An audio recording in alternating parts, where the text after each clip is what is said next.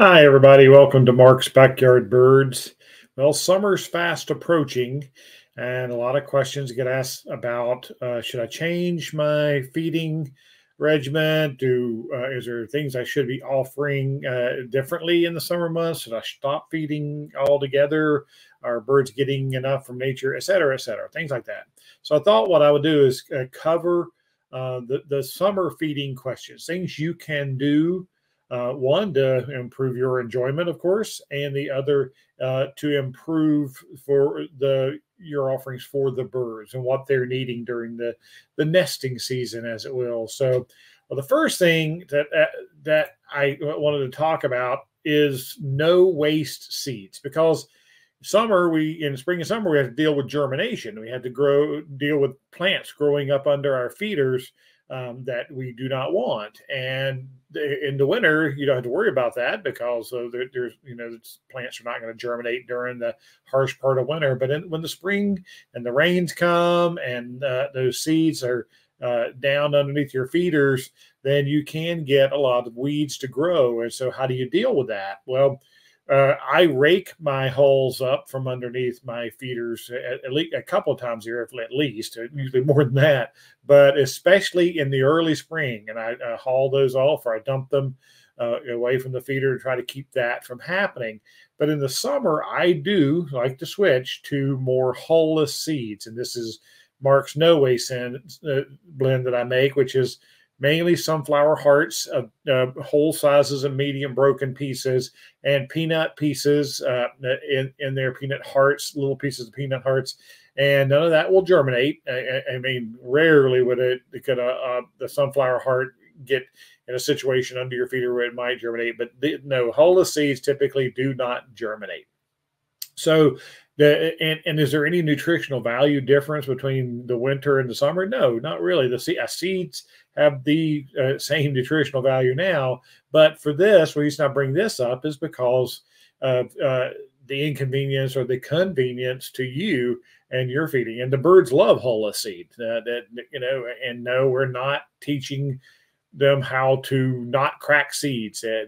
Remember, birds get 15% of their daily diet from your bird feeder at the most, and so them getting a treat like whole sunflower. Now, it is vulnerable to moisture, so if you're going to feed whole seed, you need to take precautions with like hoods or in good tube feeders that have a lot of rain protection, because without that seed coat on it, then it can spoil faster. So the sunflower, whole sunflower is a great alternative, and it's healthy for the birds, high in oil, higher in fat. And also your peanut feeders this time of year tend to do very, very well. These are broken pieces, and we feed them in the mesh peanut feeders, or we mix them in, we lay them out on trays. You can feed them in lots of ways. Well, peanuts get really busy now because the nut-eating birds that love peanuts, they're usually the acorn lovers and nut lovers in nature. All those have really run dry now by the spring, and so they're supplementing their diet on other things, and so they find a good source of peanuts, and you get a lot of activity from titmice and all the woodpeckers. They love and I'm going to talk about suet here in a little bit, but many people like the peanuts better because they're not nearly as messy as suet. But I find that the peanuts do really well, especially on into summer. And then in the fall, once the acorns start to come in, natural nut fruit availability, the peanuts slow down in the fall and then pick back up like after the first of the year, January through the fall is their best season. And another seed I always recommend in the summer is safflower. And of course, I've talked about in my yard, I love the NutriSaff or golden safflower. But safflower and NutriSaff not only are they good for birds and good and nutritious, but they're the anti-squirrel, anti-varmint, anti-blackbird, anti-grackle, anti-starling seeds that work really, really well. I've said it many times that formerly, years ago, there used to be printed on a safflower bag that said the problem-solving seed. And the blackbirds move in the spring and summer months, and they nest in the area, and they will maraud your feeders. But if you use it, I've got whole videos on how to dissuade them, and safflower is a big part of that video.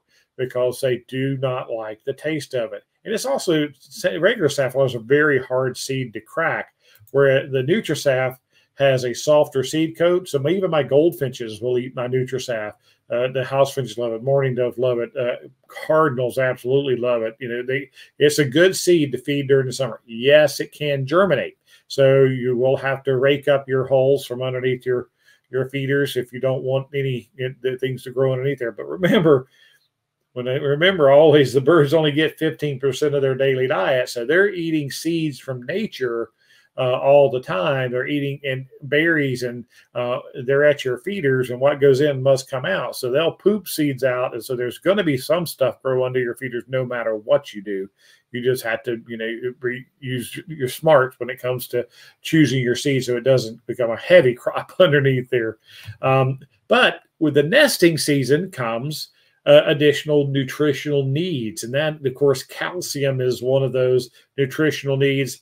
And we really recommend feeding mealworms this time of year, the live mealworms or the dried mealworms. I haven't seen him in about 2 weeks, but my male bluebird was at my mealworm feeder attached to my window yesterday, and he was getting 2 and 3 mealworms at a time and flying over into the little patch of woods near me and coming back. So I know he was feeding babies over there somewhere in a nest cavity.